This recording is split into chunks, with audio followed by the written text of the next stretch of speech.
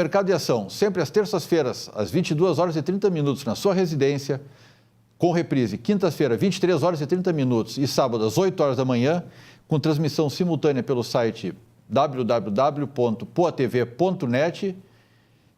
Recebe hoje Gustavo Paim, nosso vice-prefeito, eleito agora para gestão 2017-2020. Isso aí, Luiz Antônio. Muito obrigado pelo convite. É um prazer falar com os teus ouvintes. Uma curiosidade, como é que um advogado de sucesso, bastante conhecido na sua área de competência, migrou para um cargo eletivo?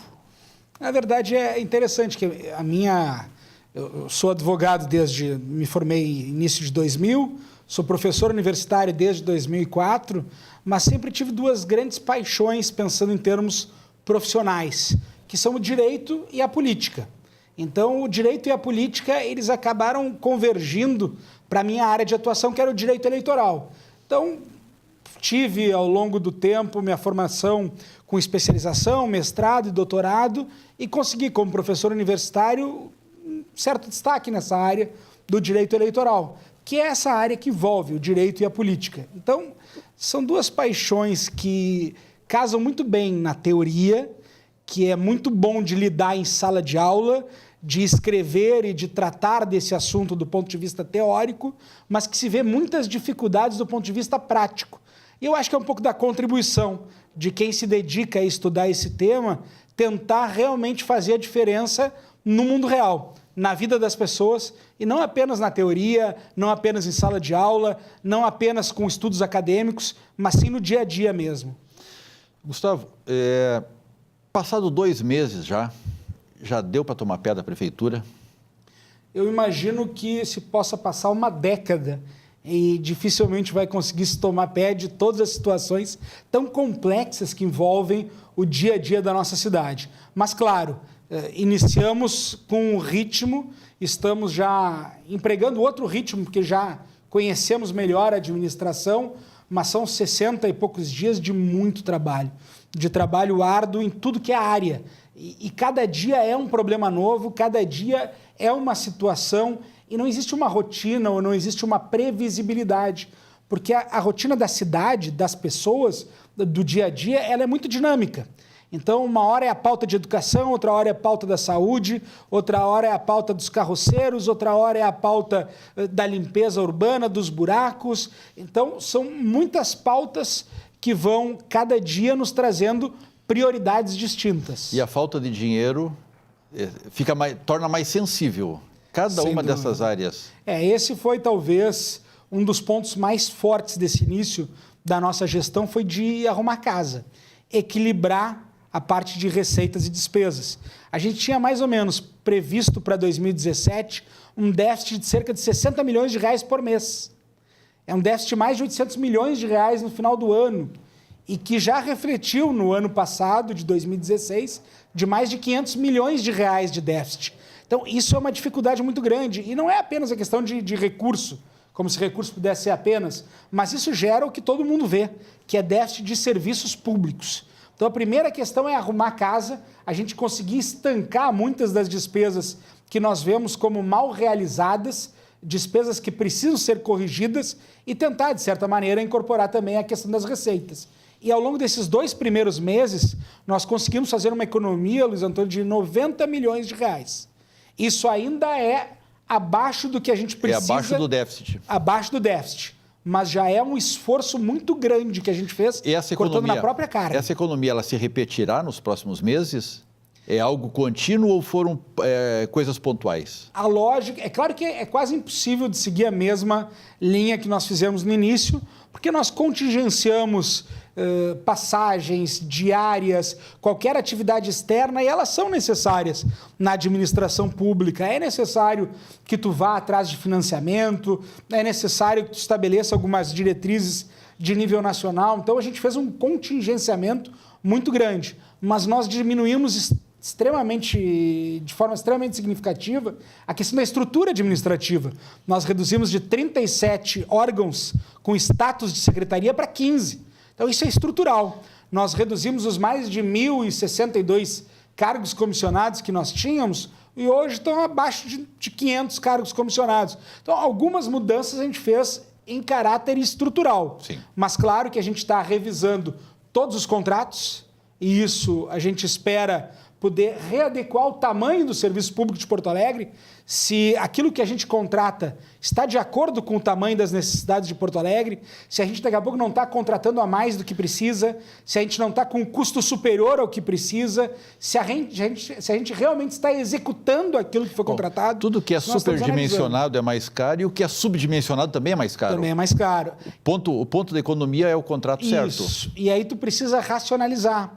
Então, às vezes, por exemplo, no aluguel de carros, que nós estamos redimensionando, a gente tem uma ociosidade de em torno de 17%, 20%. E é assim, a questão de leitos, o controle de leitos, em torno de 25% de ociosidade. Então, tu conseguir equilibrar isso com racionalidade, para ter a racionalidade da despesa, ela é essencial para essa economia. Paim, comparando o município com uma empresa, tu tem receitas e despesas. As despesas a gente mais ou menos sabe quais são elas, porque elas acontecem, seja a limpeza, seja a segurança, seja o hospital, seja a iluminação, tudo. Quais são as receitas do município? Esse é um outro problema que a gente tem, e por isso o foco na despesa acaba sendo maior. Porque as receitas do município, a parte que nós temos ingerência, que são as receitas próprias, que são os tributos municipais, estão abaixo de 30%. IPTU, coisa desse tipo. 26%. IPTU, ISS, TBI. Giram abaixo de 30%. Então, há muito repasse. Repasse relativo ao ICMS, ao Fundo de Participação dos Municípios, ao Imposto de Renda. Então, existem muitos repasses federais e estaduais e a receita que o município mesmo gere, ela é abaixo de 30%. Então, por mais que tu faça um esforço muito grande, tu está lidando com uma margem pequena em relação à despesa. Esses repasses estaduais e federais, eles são um percentual da receita da arrecadação também destes órgãos. Isso. Se reduz a arrecadação federal, diminui a atividade econômica, automaticamente diminui o repasse ao Estado e ao município. Sem dúvida. Por exemplo, quando há uma redução nacional do IPI, a participação do município neste imposto também diminui. Quando há uma isenção de alguma alíquota de ICMS, o repasse do Estado para o município, o percentual dele, também naturalmente vai diminuindo. Então, às vezes, alguma política tributária feita em nível nacional e estadual, quer dizer que nós não temos ingerência nenhuma, tem impacto na nossa receita também. Uma pergunta pega ratão, porque não foi combinada e nem preparada. Tu tens como dizer, nos informar mais ou menos quanto é que foi a queda no valor, ou percentualmente, 70% da receita do município são repasses. Quanto foi a queda nesses últimos 2 anos em função da situação econômica que o Brasil se encontra? Isso varia de tributo para tributo, mas a queda é altíssima. Em alguns casos, mais de 10%. Aliás, essa é uma questão importante.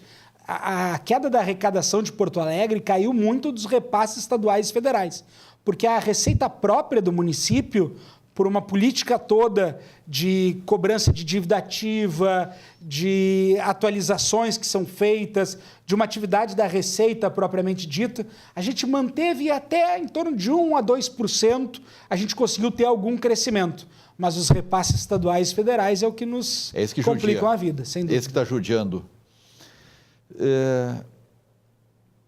Bom, isso aí acaba levando a um certo conflito, né? Qual mão eu vou cortar? Sem dúvida. Porque eu não posso botar comida nas duas. Sem dúvida. Como é que está sendo como é que estão acontecendo essas decisões na prefeitura? Existem algumas questões que são escolhas. Tu tem algumas opções que tu precisa escolher. Outras não são escolhas, outras são, de certa maneira, impositivas. Então, tu trabalha, por exemplo, com as creches conveniadas, que é a vaga das crianças na creche, a educação, tu não pode deixar de pagar. Então, alguns fornecedores não estavam sendo pagos há cerca de 1 ano. Desde maio de 2016, de forma contínua, havia atraso de fornecedores. Então, algumas questões tu consegue negociar, outras não. Quando nós assumimos a prefeitura em 1º de janeiro, e analisando já no período de transição toda a parte do fluxo de caixa, nós imaginávamos que em março não conseguiríamos pagar salário em dia. Posteriormente, já no mês de fevereiro, conseguimos imaginar que até abril a gente resistiria. Hoje a gente já está conseguindo vislumbrar que até maio a gente vai conseguir. Então, é realmente muito corte de despesa, muita dificuldade de se estabelecer políticas públicas, mas fazendo uma economia que é absolutamente necessária. Porque, de novo, salário não é escolha. Salário tu tem que pagar. Quando tu atrasa o salário, é porque tu chegou num momento em que tu realmente não tem condições de fazer escolhas. Não tem mais o que fazer. Não tem mais o que fazer de escolha. Então, a gente está, nesse momento, fazendo todas as escolhas que são possíveis e, de novo, cortando muito na própria carne, que é a diminuição da estrutura, que é a diminuição de gasto com telefonia, que é a diminuição de gasto com cargos comissionados, estabelecendo tudo aquilo que é possível fazer com as nossas próprias forças para conseguir arrumar casa. E aí tem o pessoal que diz, mas isso é economia de palito, isso não gera nada. Como é que lida com uma crítica dessas? As pessoas também não ajudam. Essa era uma orientação que o Galó dá na empresa dele, de que quando a crise existe, tu tem que cortar no cafezinho. Por menor que seja o impacto dessa economia, ela é muito claramente uma orientação, uma sinalização. É um recado que se está dando e que é necessário economizar e que as pessoas precisam ter consciência disso.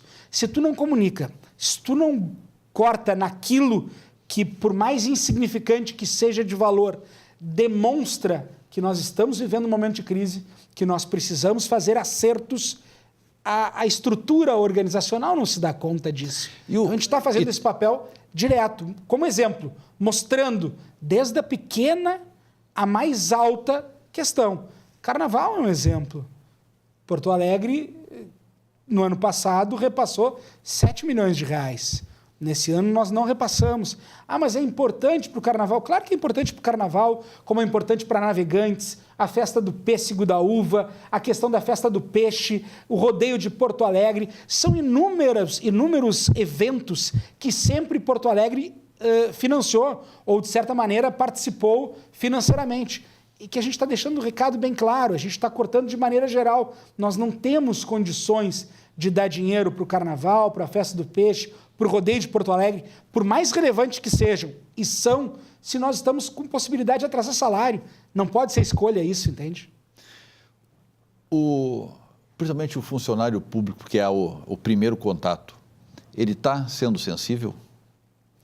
Ele está conseguindo compreender essa nova realidade? Eu acho que a gente precisa diferenciar o que é o servidor do que é, daqui a pouco, o sindicato.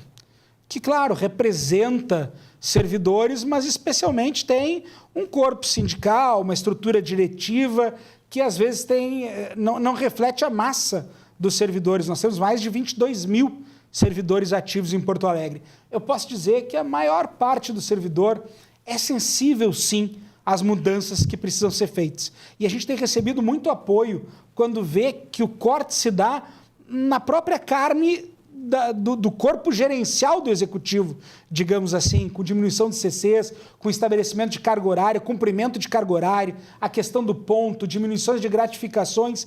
Os servidores percebem que a gente está fazendo tudo aquilo que é possível para arrumar a casa. E isso faz com que todos se sintam também motivados a dar sua contribuição. É claro que quando se fala numa possibilidade de atraso de salário, é óbvio que o servidor se preocupa, é óbvio que o servidor a isso não é sensível, porque não é uma questão, repito, que nós pudéssemos escolher. Isso não pode ser motivo de escolha, isso é uma impossibilidade mesmo. Pai, nós temos um convênio com a Secretaria de Segurança Pública, nós estamos encerrando esse primeiro bloco, no qual nós sempre chamamos a imagem de uma criança que está desaparecida, de forma a tentar localizar. Tivemos sucesso em um caso até hoje. Nós somos um programa pequeno, um caso para nós é fantasticamente gostoso ter podido colaborar. Vocês estão vendo na tela aí a imagem e os dados que permitem informar, caso tenham qualquer localização, qualquer dado de localização, enfim, possa ajudar a localizar. E retornamos num instante.